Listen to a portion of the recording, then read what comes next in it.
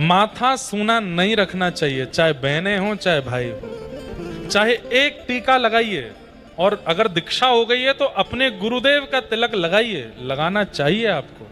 सूना माथा नहीं रखना चाहिए। कई संप्रदायों में माताओं को तिलक लगाने का अधिकार नहीं है, तो बिंदी लगाइए, कुछ तो लगाइए। आपका माथा सूना नहीं रहना चाहिए किसी भी परिस्थिति में।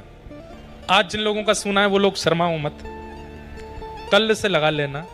नित्य तिलक धारण करो। तिलक धारण करने की महिमा क्या है? एक बार एक बड़ा पापी व्यक्ति यमलोक से यमदूत भेजे गए इसको लेने के लिए।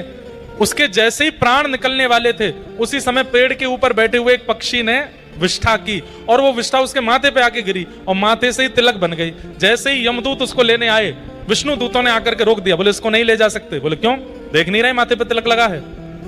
तब यमदूतों ने कहा, बोले तिलक नहीं है, ऊपर बैठे हुए किसी पक्षी ने विष्ठा कर दी है। बोले कुछ भी हो, देखने में तो तिलक जैसा ही लग रहा है, इसको नरक नहीं ले जा सकते। अब तो ये विष्णु लोक ही जाएगा। सोचिए, गलती से विष्ठा रूप में अगर माथे पर कुछ पड़ जाए तिलक जैसा, तो विष्णु लोक मिल जाता है।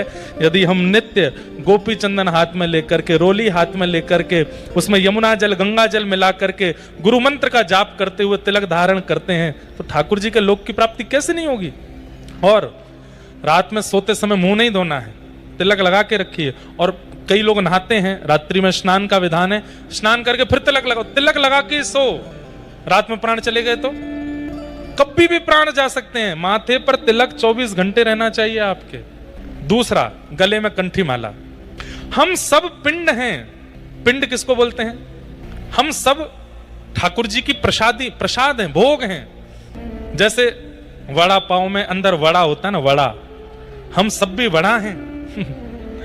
लेकिन ठाकुर जी का एक नियम है कि जैसे वड़ा पाव वाले पाव के साथ वड़ा खाते हैं, ठाकुर जी तुलसी पधरा के वड़ा पाते हैं।